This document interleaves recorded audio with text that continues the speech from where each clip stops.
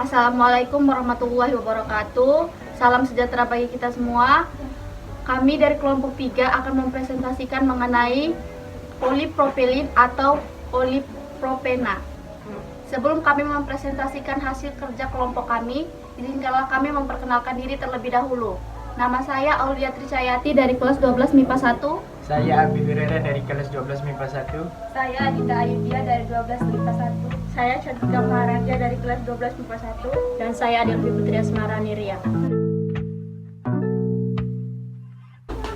Pertama-tama kita harus mengetahui dulu apa itu polipropilena. Polipropilena atau polipropena adalah sebuah polimer termoplastik yang dibuat oleh industri kimia dan digunakan dalam berbagai aplikasi, diantaranya pengemasan tekstil, contohnya tali, pakaian dalam, thermal, dan karpet, alat tulis, berbagai tipe wadah bisa dipakai ulang, serta bagian plastik, perlengkapan laboratorium, pengeras suara, komponen otomotif, dan uang keras polimer. Polipropilin mempunyai ketahanan terhadap bahan kimia yang tinggi tetapi ketahanan pukulnya rendah. Polipropilin dapat mengalami degradasi rantai saat terkena radiasi ultraviolet dari sinar matahari. Polipropena adalah hasil polimerisasi propena. Polimerisasi adalah penggabungan molekul-molekul sejenis menjadi molekul raksa sehingga berantai karbon sangat panjang. Molekul yang bergabung disebut monomer, sedangkan molekul raksa yang terbentuk disebut polimer. NCH2 sama dengan CH2 dalam kurung CH2CH tutup kurung NCH3. Contoh plastik yang dihasilkan dari polipropilena: 1. Botol plastik, 2. Wadah makanan plastik, 3. Kemasan plastik, dan 4. Cup plastik. Proses pembuatan polipropilena.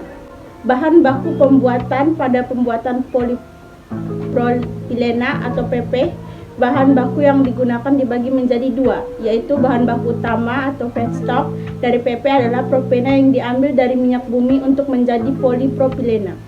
Bahan baku penunjang, bahan baku yang penunjang antara lain ialah 1. Katalis atau Kaminsky atau Ziegler-Natt atau metallocan. 2. Co-katalis atau TIL. 3. Selectivity Control Agent atau NPTMS. 4. Hidrogen. 5. Karbon monoksida. 6. Aditif. Polipropilen dapat dibuat dari monomer propilen melalui proses polimerisasi menggunakan katalis Ziegler-Natt, Kaminsky atau katalis metallocan. Pembuatan propena terdiri dari 4 tahap besar, yaitu yang pertama, persiapan bahan baku dari minyak mentah untuk mendapatkan monomer. Yang kedua, monomer mengalami polimerisasi pada produksi yang lebih besar. Yang ketiga, hasil dari polimerisasi terbentuk resin-resin atau butiran. Dan yang keempat, produksi resin yang terbentuk akan diolah lebih lanjut untuk menjadi produk baru. Proses selanjutnya merupakan reaktor. Reaktor di mana dalam reaktor terjadi reaksi polimerisasi propilen menjadi resin propilena dengan menggunakan fluidized bed reaktor fasa gas. Reaksi ini terjadi di dalam unggun resin polipropilen yang terfluidakan dengan menggunakan unggun resin. Product discharge system, di mana suatu sistem yang digunakan untuk mengeluarkan resin yang terbentuk di dalam reaktor dan dikirim ke product receiver. Product receiver ini terjadi proses pemisahan campuran gas hidrokarbon, hidrogen, dan nitrogen dengan resin polipropilen. Dari bagian bawah product receiver dimasukkan gas nitrogen yang berasal dari nitrogen surge tank. Selanjutnya, product purge bin. Purge bin di mana untuk menetralisir sisa katalis dan kokatalis atau TIL serta menghilangkan sisa-sisa gas yang masih terdapat di dalam resin. Proses selanjutnya merupakan pelletizing system. Pelletizing system di mana untuk proses pembuatan pellet polipropilen dari resin propilen. Resin polipropilen yang berasal dari produk purge bin dan aditif masuk ke dalam polipropilen dan aditif dicampur dan dilelahkan di dalam long continuous mixer. Lelehkan di dalam long continuous mixer, masuk ke dalam melt pump yang berfungsi untuk menaikkan tekanan polimer agar polimer melewati transition phase 1, screen charger transition phase 2, dan die flat. Proses terakhir yaitu silo and bagging. Silo and bagging system di mana pellet yang dihasilkan kemudian dimasukkan ke dalam silo untuk proses pengantongan produk. Dampak negatif penggunaan polipropilena.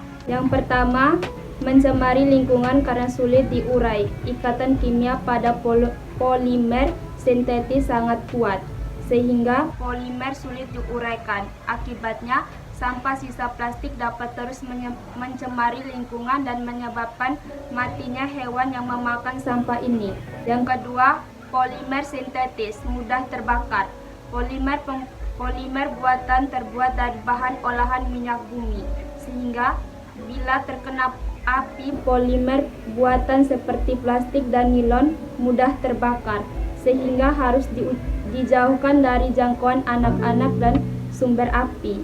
Yang ketiga, menyebabkan gangguan kesehatan. Asap pembakaran plastik mengandung senyawa dioksin yang dapat menyebabkan kanker bila terhirup tubuh dalam jumlah besar.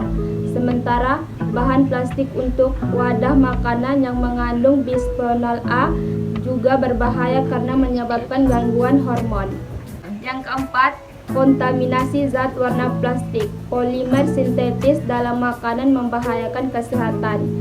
Zat pewarna polimer dalam hal ini plastik hitam. Jika terkena panas, misalnya berasal dari gorengan, bisa terurai terdegradasi menjadi bentuk radikal. Zat racun itu bisa beraksi dengan cepat seperti oksigen dan makanan. Sekian dari kelompok kami, terima kasih. Terima kasih.